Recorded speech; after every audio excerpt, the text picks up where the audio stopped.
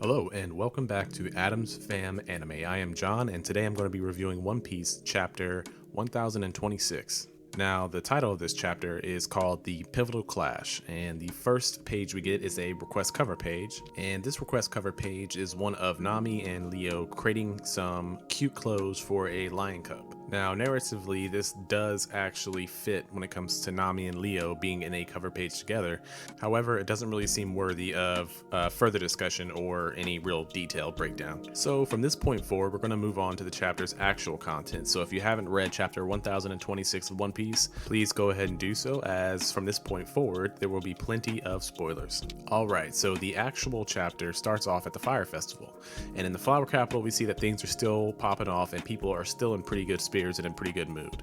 Apparently they have no idea what's coming for them when it comes to Onigashima, but it seems from a couple panels that they may be able to see Onigashima floating overhead soon, as we get a panel or two from the Fire Festival's perspective that Onigashima is starting to poke through the clouds. And we also see that Tinguyama is still with Otoko, and he is pondering about Otama's well-being. We also get a brief flashback showing us that Otama took off without Tinguyama's permission or his say-so. And as I stated a few chapters ago, that I thought that these checkups with the Fire Festival were more or less a way to fill pages and panels, and to kind of keep the chapter somewhat lengthy when Oda's still working on more material. But now that I'm seeing this and Tinguyama's apprehension regarding her departure, it's making me think that it's possible that she might be more of an important character than just someone with a very beneficial devil fruit power. So I would like to see where that ends up. I mean, I suppose it could just be a father and daughter bond, but this chapter in particular is making it seem like she might be a bit more relevant to the plot than just having that convenient devil fruit. Either way, thankfully we only spend a page and a half there with the Fire Festival before we get back to the rooftop conflict with Kaido, Yamato, Luffy, and Momonosuke. And the first character we see on the rooftop is actually one of the Marys who is reporting in about the dragon, or the mystery dragon. And I gotta say that Oda's been making good use of these Marys and their ability to manipulate the information and even the morale of the rebellion and their opponents in the Beast Pirates. Now, it would seem that none of the Marys who are carrying these papers are relevant to the plot line whatsoever, but I would like to see exactly how this technology or this devil fruit power could be translated into the future for possibly Usopp or someone else to manipulate or even work with. I mean, we do know that Denden Mushis are a thing and that a lot of pirates use them to communicate. However, we know the Straw Hats don't typically use Denden Mushis unless they're interfering with someone else's call. So I would be interested to see how the Mary concept moves on past Wano. I mean, we do know that Luffy has the ability apparently to communicate with people from long distances, but I feel like that could be a little too plot convenient if he can just communicate with all Straw Hats at all times. Well, that was a bit of a tangent, but anyways, we'll get back with the chapter. We see that Kaido is charging up a blast breath, and Luffy asks Momo to return fire. Now, Momo says that he can't return fire, so I'm not sure if that means that he doesn't know how to do it, or if this is the specific flaw that Vegapunk was mentioning when he said it was a failed fruit. Just food for thought. But in any case, Kaido fires off the blast breath. After a brief session of cowardly begging, Momonosuke dodges it by spiraling around the blast breath. While he does this, Luffy launches off of his head in his Gear 4th form, Bound Man. And then Oda takes an interesting narrative technique where he shows Luffy going in for the attack, but then decides to go into a flashback of mere seconds earlier. I feel like the narrative could have felt the same if they had just put it in proper order, or I suppose it's possible that it was mixed up like that so that way they can mix in the 20-year flashbacks. Either way, after a small moment of hesitation on Momonosuke's part, he does actually decide to take a bite into Kaido and hold him down for Luffy. And when he does, it does show that Kaido's in pain for a brief moment, but he looks back to Momonosuke to question what he's doing.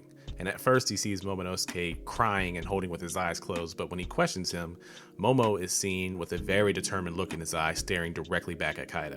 Now, as this is occurring, Yamato seems to think that Momonosuke is in danger, and she moves in to save Momonosuke from her father before Luffy interferes by landing a really strong punch, sending Kaido flying even though he's in his dragon form. Now, there's no mention whether or not this is actually a named move, so I'm going to go ahead and assume that this is a Conqueror-clad attack. But before the action on the rooftop can continue, it checks back in with Nekomamushi and Inuarashi. It would seem that the cloud cover created by Kaido and Momonosuke's dragon forms has removed them from their Sulong. Now we get a very small amount of dialogue and a couple panels showing us that they're both on the edge of losing to Jack and Parasparrow. But before the two scabbards can be finished off by their respective commander opponents, it seems that Luffy jumps back on the microphone, or the Mary at least, to announce to everyone that that dragon is in fact Momentosuke. So not only does this convenient audio announce to the entirety of the Beast Pirates and the Rebellion what's going on the rooftop, it also serves as the catalyst for what seems to be very common in the post-time skip era, where Luffy somehow is cheered on by the entirety of the town, village, or country that he is saving. Now, I know that One Piece has a lot of reoccurring themes, especially when it comes to Luffy and his final conflicts. It's just something I wanted to point out, as it will likely also turn more of the Beast Pirates against Kaido. I mean, he never said anything about gently placing Onigashima on top of the Flower Capital, so I would assume that both the people inside Onigashima and the people in the Flower Capital are all in danger. So with that being said, and Luffy announcing that Momonosuke both took a bite out of Kaido and is going to attempt to save Onigashima from falling by using his dragon powers, that gives everyone a reason to root for Momonosuke. And then when he announces that he'll defeat Kaido, we see that people like Kid are also getting a reason to root for Luffy's success. And this is not just because of the alliance.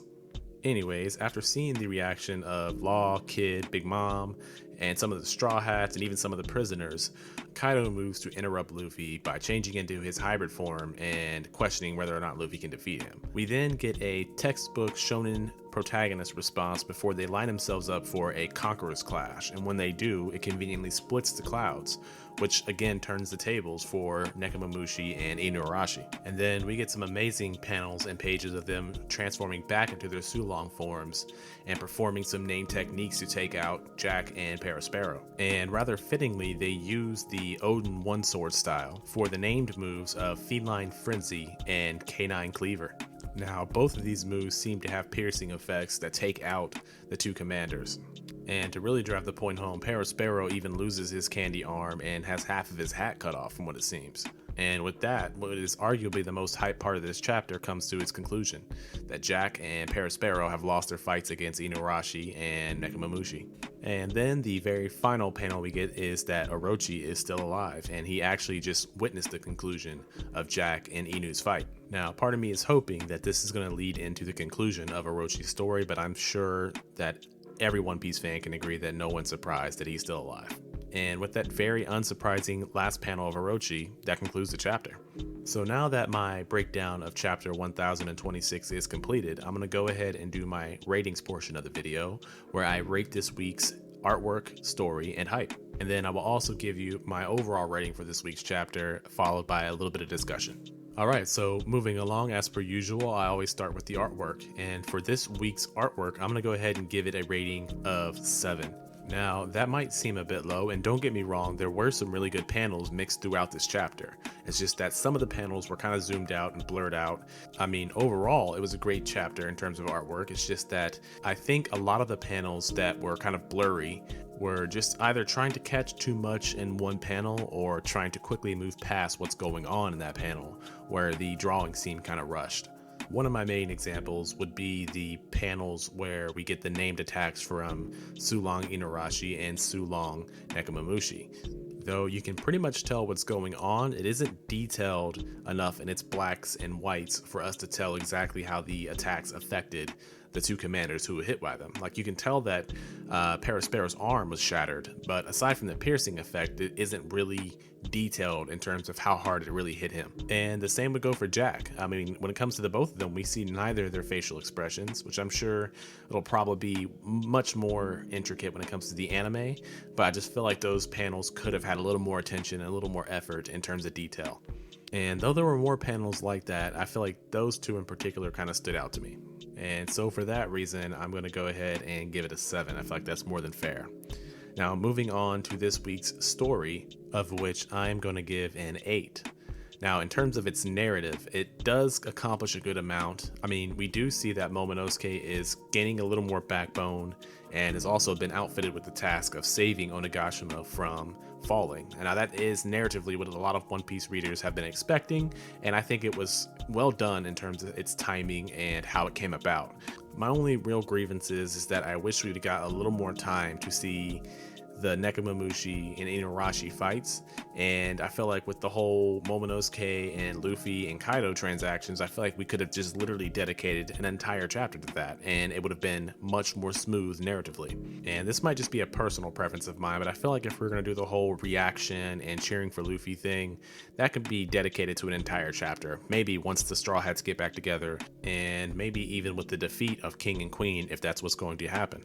I mean, I gotta say that I am impressed with the Conquerors clash splitting the clouds, as we've seen before in many cases, and how it was well timed to line up and coordinate the assist for Nekomamushi and Inuarashi to conclude their fights with Jack and Paraspero. I just think that personally I would have preferred to see this like in a future chapter, where it was revealed that that Conquerors clash was the reason that Neko and Inu won their fights. Now, in terms of story, it was good, it was entertaining. I just feel like we could have spent a little more time dedicated to how Luffy and Momonosuke were helping each other in this situation. Whereas Momonosuke is helping Luffy physically, Luffy is helping Momonosuke mentally. Now, I know it sounds a bit nitpicky, but that is the reason why I'm giving the story for this week an 8. Alright, now, last but not least, I'm going to go ahead and move on to the hype, in which case for this week, I'm going to give it a 9. Now, this chapter wasn't the edge of your seat kind of hype, but it was hype in the sense that we got to see and hear things that we've been waiting for. For one, we see that Momonosuke is growing much more determined, and he's growing a little bit of backbone. And now regarding that, I feel like Kaido can't help but respect him a little bit more as this fight progresses. Now, also, the hype behind Luffy and Momonosuke helping each other is up there. I mean, it was pretty cool to see Momo get involved in the fight. I personally didn't think that was going to happen, but I was excited to see it. And we got to see the conclusion of 2 fights in regards to the Scabbards and 2 of the commanders. So those are 2 big players who have now been removed from the equation.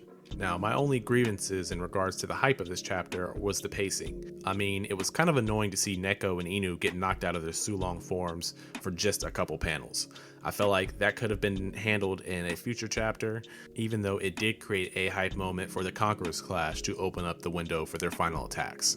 Now, with that aside, I feel like the only thing keeping this chapter from being a perfect 10 in regards to hype was bouncing around to the reactionary shots and the cheering shots, and even the first page where we spend at the Fire Festival. Unless somehow that proves to be narratively important later, I don't think that was utterly necessary for this chapter. And so that is my reasoning behind giving this week's hype a 9. So with those 3 combined, we get the average of the chapter, which is my weekly rating, which is going to be a solid 8. And now with that out of the way, we can go ahead and get on to a little bit of discussion about this week's chapter.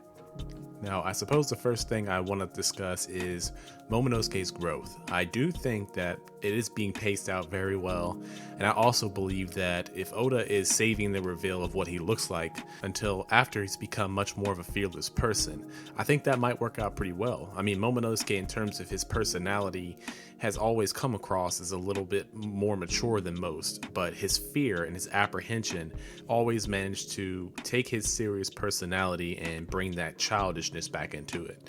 So although it's shaping up to look like he's going to basically stay in dragon form until Onigashima is safely on the ground, I think I'm more than okay with waiting to see his physical appearance, as in whether or not he looks like Odin, until after he's fulfilled his role as the savior of the flower capital and Onigashima. And another point of discussion is the Conquerors clash between Luffy and Kaido. I think that this does a good job of showing off the growth for Luffy and his potential standing as a new Yonko. I mean, if he does manage to take down Kaido at least during this raid, then who can deny the fact that he is the 5th Yonko, or maybe even the 4th if Kaido dies by the end of this arc.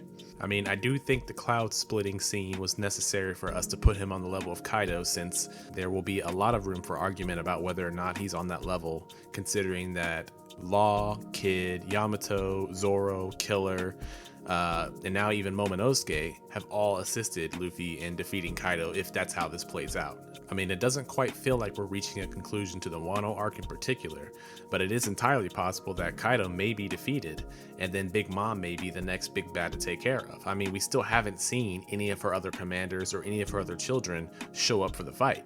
I mean, it's entirely possible that Oda's putting that on the back burner for Luffy and his crew to deal with after defeating Kaido. Anyways, that was just some thoughts of mine about this week's chapter, and specifically regarding Momo and Luffy. But that'll conclude my review of chapter 1026 of One Piece. Let me know your thoughts in the comment section down below. Also, if you have some things to discuss, hit me up in there as well. If you guys enjoyed this review, please hit that like button for me. I'd greatly appreciate it. Also, if you guys would like to see more content like this, share and subscribe. That would also help me out a great deal. My name's John from Adam's Fam Anime, and thank you guys for tuning in.